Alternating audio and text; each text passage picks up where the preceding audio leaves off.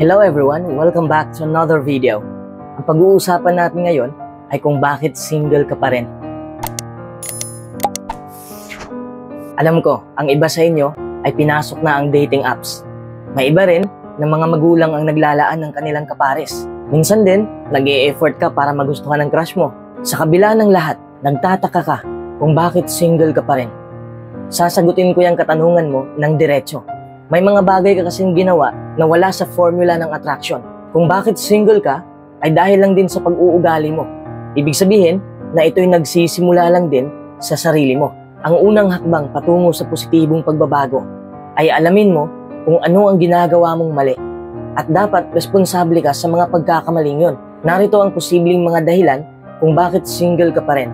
At may 10 gabay na malalaman mo ngayon kung paano baguhin ang iyong ugali. Number 1. Hindi ka naghahanap. Maniwala ka man o hindi ka makakahanap ng partner kung hindi ka naghahanap. Naniniwala ka kasi sa mga pinanood mong drama sa TV. Naniniwala ka na magkabalikan pa kayo ng ex mo. Naniniwala ka na makakatagpo ka ng maladramang relasyon sa kumpanya. Kaya naghihintay ka na lang din. Hindi ka mapapansin ng crush mo kung nandyan ka lang sa bahay nyo at nagsuscroll sa Facebook. Lumabas ka at mag-first move ka. Hindi ibig sabihin na babae ka ay hindi ka na pwedeng mag-first move.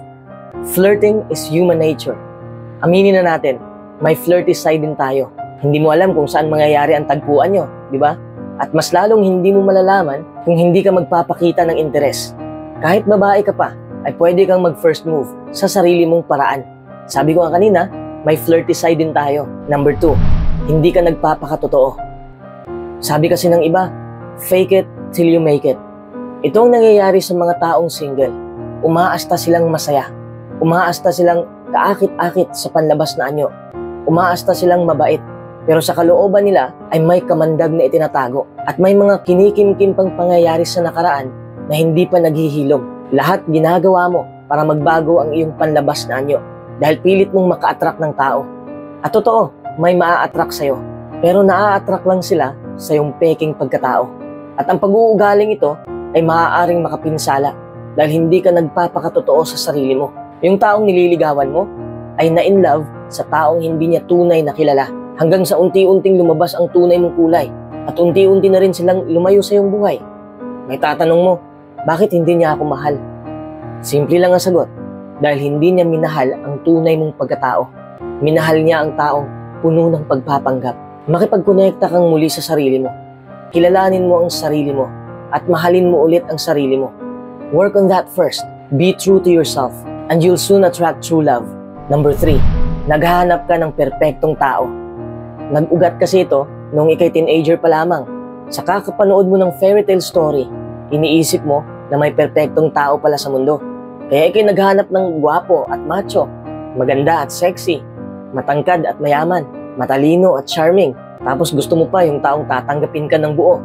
Isa lang ang masasabi ko sa'yo, tanggalin mo ang paniniwalang yan dahil hindi yan totoo. Nag-i-ilusyon ka lang. Okay naman kung meron kang type sa isang tao, pero hindi yan ang dapat mong hanapin dahil hindi mo yan mahahanap. May kaibigan ka bang nangangarap na doktor ang kanyang mapapangasawa?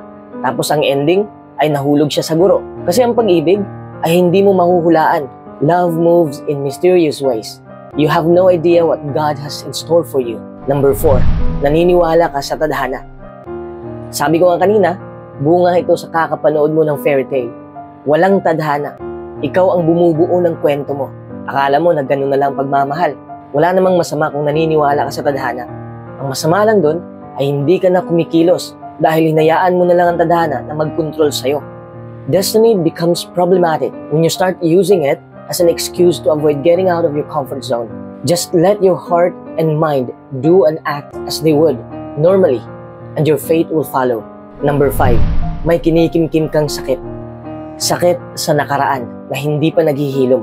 Paano ka makakahanap ng bagong tao kung hindi mo pinakawalan ang luma? Kahit hindi ka na in love sa ex mo, kahit galit na lang ang natitira, makaka-apekto pa rin ito sa'yo. Dahil sa kanya ka pa rin nakapokus. Tanungin mo nga ang sarili mo, naka-move on na ba talaga ako? Handa na ba akong magmahal ulit? May iba kasi na nagmamadaling makahanap ng iba, hindi dahil gusto na nila, kundi gusto nilang makalimutan ang nakaraan.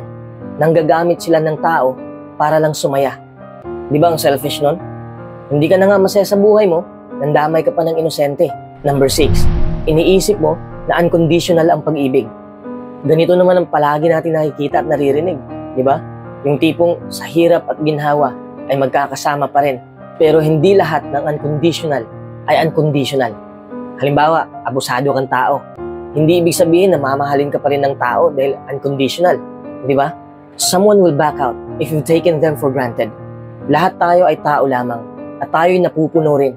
Kung naghihintay ka na may magmamahal sa'yo ng unconditional, baka tumanda ka na lang at wala ka pa rin makikita. Number 7, sobrang seryoso mo sa buhay. Sa sobrang seryoso mo, na-stress ka na sa kakahanap ng tamang tao. Natatakot ka ng tumandang mag-isa. Atat na atat ka ng magkapamilya.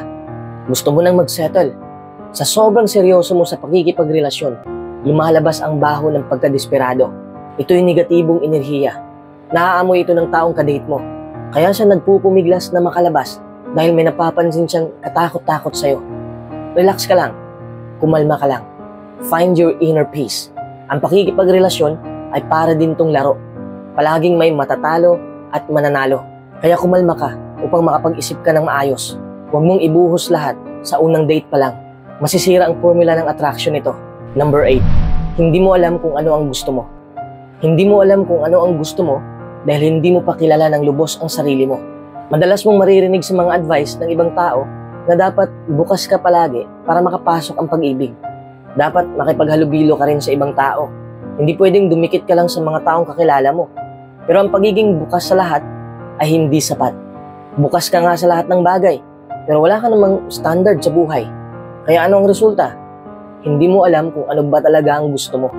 Dapat bukas ka sa bagong karanasan and at the same time, dapat may guidelines ka rin sa relasyon. Tanungin mo ang sarili mo, sino ako? Ano ba ang gusto ko sa buhay? Ano bang klaseng tao ang kailangan ko sa buhay? Once you figure that out, you can figure out the general idea of your compatible partner. Number 9, hindi mo alam kung anong gusto nila. Kanina ay tungkol sa'yo. Ngayon naman ay tungkol ito sa kanila. Kung babae ka na single pa rin dahil hindi mo alam kung ano ang gusto ng mga lalaki sa isang relasyon. Ganun din sa mga lalaki. Magkaiba kasi ang kagustuhan ng babae at lalaki sa relasyon. Our brain are wired differently. Dapat alam mo rin ang love language niya upang madali mong makuha ang kilitin ng crush mo. Hindi mahuhulog ang crush mo sa'yo kung hindi mo napindot ang tamang button niya. Kung gusto mo magkaroon ng partner, dapat alam mo na ang lalaki ay ang nagpuprotekta at ang babae yung pinuprotektahan. Number 10, hindi mo mahal ang sarili mo. Hindi ka makakatagpo ng pag-ibig kung wala kang pag-ibig sa loob mo. Kung handa ka nang magmahal ulit, dapat handa ka munang mahalin ang sarili mo. Kung hindi mo mahal ang sarili mo, sigurado akong naghanap ka ng tao para makapuno ng kulang na yon. At yun ay napaka-toxic. Aminin mo to at wala kang dapat ikahiya. Kung hindi mo mahal ang sarili mo, paano mo malalaman o paano mo ma-appreciate ang pagmamahal ng ibang tao? In this day and age, practicing self-love is surprisingly hard. Itinuturo kasi ng lipunan sa atin na nasa labas ang ating kaligayahan. That the true path to happiness and fulfillment is to find love with someone else. Hindi yan totoo. Kung gusto mong mahalin ka ng tunay, ipakita mo sa lahat na mahal mo ang sarili mo. In my experience, the missing link in any relationship is never sex, is never communication, or going on romantic dates. All these things are important, but they are rarely deal breakers when it comes to the success of a relationship. The missing link is actually understanding what drives men and women.